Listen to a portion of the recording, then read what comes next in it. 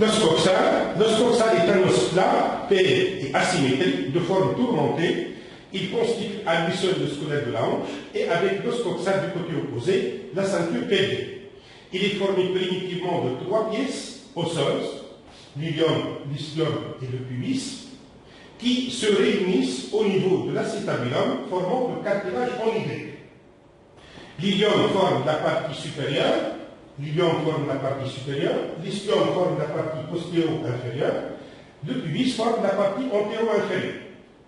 La soudure des 3 pièces osseuses et la disparition du cartilage en Y s'achève à l'âge de 13 ans. Orientation de l'os coxal. L'os coxal est disposé comme suit. En dehors, la face qui présente une cavité articulée. En bas, l'incisure de cette cavité. En allié, le bord le plus échancré de l'os. Description de l'os coxal.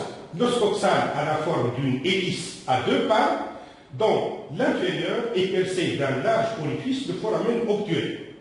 Il présente 2 faces, l'une latérale, l'autre médiale, 4 bords et 4 angles. Premièrement, la face latérale. La face latérale de l'os coxal présente de haut en bas 3 parties, la face glutéale, l'acétabulum et le pourtour latéral du foramen obturé. Premièrement, la face glutéale. La face glutéale est une surface ondulée, convexe en avant et en arrière, et concave à sa partie moyenne. Elle est parcourue par 2 lignes semi-circulaires rigueuses concaves en bas et en avant, les lignes glutéales antérieures et postérieures. Premièrement, la ligne glutéale antérieure. La ligne glutéale antérieure commence au niveau de la partie moyenne du bord supérieur de la grande incisure ischiatique et se termine au voisinage de l'épine iliaque antéro-supérieure. La ligne glutéale postérieure est presque verticale, elle se détache de la partie postérieure de la grande incisure ischiatique et se termine sur le tiers postérieur de la crête iliaque à 5 cm en avant de l'épine iliaque postéro-supérieure. Les 2 lignes glutéales divisent la face glutéale en 3 surfaces glutéales, antérieure, moyenne et postérieure. La surface glutéale postérieure présente 2 zones, l'une supérieure rigueuse où s'insère le muscle grand fessier, l'autre inférieure lisse où s'attache le ligament sacro-tubéral. La surface glutéale moyenne donne insertion au muscle moyen fessier. La surface glutéale antérieure est la plus étendue. Elle donne insertion au muscle petit fessier. Un peu en avant de la ligne glutéale antérieure s'ouvre le foramen nourricier de l'os. La partie inférieure de la surface glutéale antérieure est creusée d'un sillon supra-acétabulaire dans lequel s'insère le tendon réfléchi du muscle droit fémoral. Deuxièmement, l'acétabulum. L'acétabulum est une cavité hémisphérique à grand axe vertical creusée sur la face latérale de l'os coxal au-dessus du foramen obturé. Il est circonscrit par un rebord saillant le limbe acétabulaire. Ce rebord est interrompu à sa partie inférieure par une large et profonde incisure, l'incisure acétabulaire.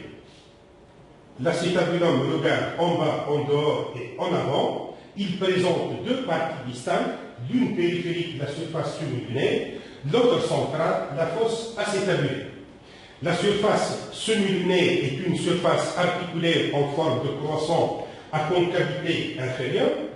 Elle présente 2 cornes, l'une antérieure ou pubienne, l'autre postérieure ou ischiatique plus saillante. La fosse acétabulaire est une surface non articulaire et rigueuse. Elle se continue en bas avec l'incisure acétabulaire. Elle donne insertion à des fibres du ligament de la tête fémorale et correspond à la zone de moindre résistance de l'os coxal. Troisièmement, le foramen obturé. Le foramen obturé est un orifice large, ovalaire chez l'homme et triangulaire chez la femme. Il est entièrement circonscrit par le pubis et par l'ischium.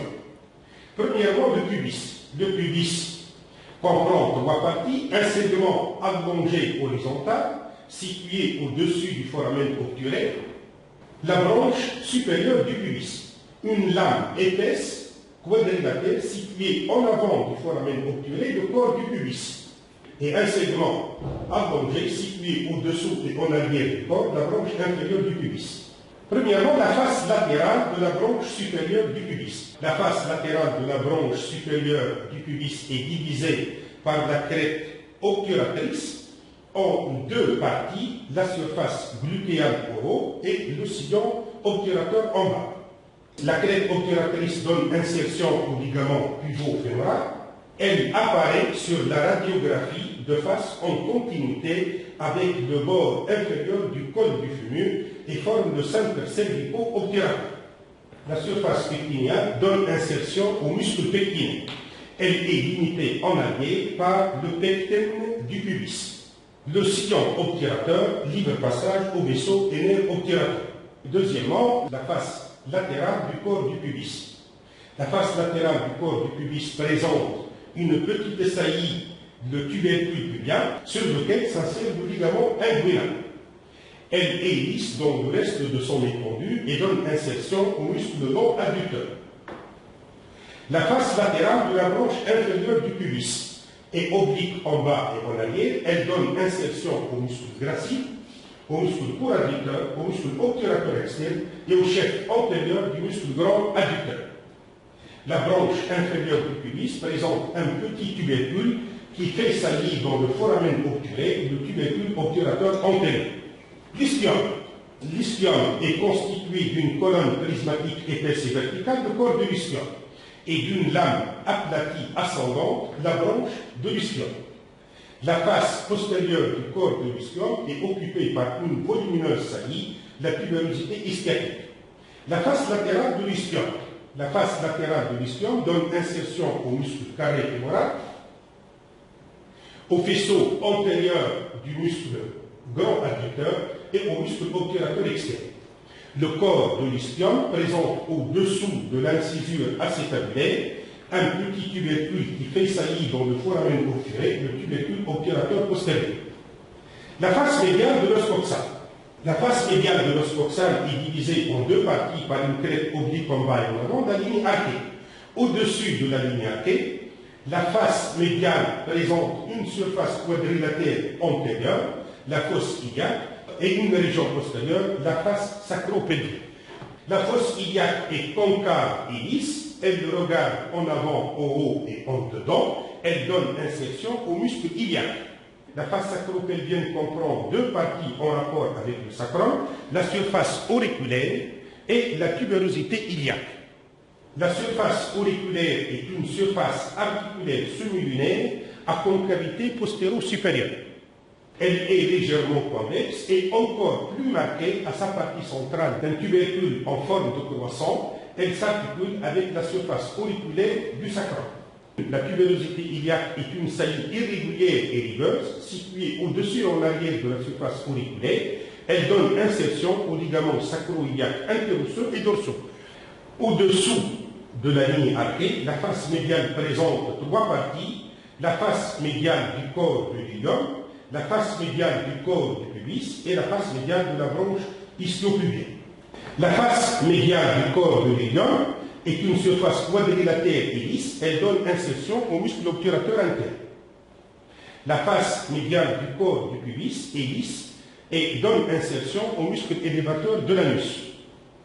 La face médiane de la branche ischio-pubienne donne attache au muscle obturateur interne, au muscle transverse superficiel et profond du périnée, au corps caverneux et au muscle ischio-caverneux. Les bords de l'os coxal.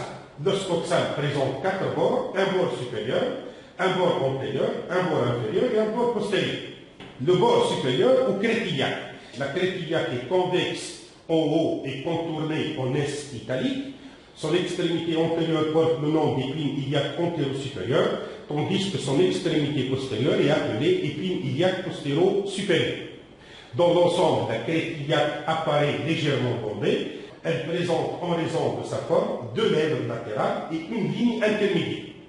La lèvre externe de la crête iliaque donne insertion d'avant en arrière au muscle tenseur du fasciata, au muscle oblique externe de l'abdomen et au muscle grand dorsal. Cette lèvre présente à 5 ou 6 cm en arrière de l'épine iliaque antéro-supérieure un renflement, le tubercule iliaque. La lèvre interne donne insertion d'avant en allié au muscle transverse de l'abdomen, carré des jambes et muscle érecteur du rachis. La ligne intermédiaire donne insertion au muscle oblique interne de l'abdomen. Le bord antérieur est concave en haut et en avant. Il présente de haut en bas une saillie, l'épine iliaque antéro-supérieure, sur laquelle s'insère le muscle sacrolus et le ligament inguinal. Une petite incisure artère, l'incisure interépineuse antérieure. Une saillie, l'épine iliaque antéro-inférieure, sur laquelle s'insère le tendon direct du muscle droit de la cuisse. Une deuxième incisure dans laquelle glisse le muscle ilio-psoas. Une saillie large et mousse l'éminence iliopubienne, vestige de la soudure de l'ilium et du pubis. Une crête en continuité avec la ligne AT, le pecten du pubis. Sur le ligament se fixe le ligament pectiné. Enfin, une surface rigueuse, étroite et courte, la crête pubienne, sur laquelle s'insère le muscle droit de l'abdomen, le muscle pyramidal et le pendant conjoint. Le bord inférieur présente deux parties, l'une antérieure, la surface symphysaire, l'autre postérieure, le bord inférieur de la branche ischio-pubienne. La surface symphysaire est une surface articulaire ovalaire située sur le bord médial du corps du pubis. Elle est oblique en bas et en arrière et forme avec l'horizontale un angle de 30 degrés environ. Elle s'articule avec celle du côté opposé pour former l'arcade pubienne. Le bord inférieur de la branche ischio-pubienne est rugueux et dépourvu d'insertion musculaire. Le bord postérieur de l'os coxal, le bord postérieur est irrégulier et présente de haut en bas une saillie, l'épine iliaque postéro-supérieure,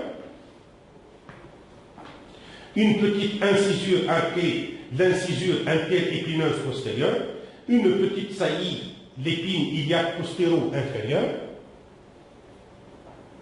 une profonde incisure, la grande incisure ischiatique, une petite saillie, l'épine ischiatique, lieu d'insertion du muscle jumeau supérieur et du ligament sacro-épineux, une petite incisure ischiatique, une grosse saillie, la tubérosité ischiatique, sur laquelle repose le corps en position assise. Elle donne insertion au ligament sacro-tuberal, au muscle semi-tendineux, au chef-flanc du biceps brachial et au muscle semi-membraneux, ainsi qu'au faisceau postérieur du muscle grand adducteur. Les angles de l'os coxal sont au nombre de 4. L'angle antéro-supérieur répond à l'épine iliaque antéro-supérieure. L'angle postéro-supérieur répond à l'épine iliaque postéro-supérieure. L'angle antéro-inférieur répond à l'angle du pubis, c'est-à-dire la jonction des bords antérieurs et inférieurs.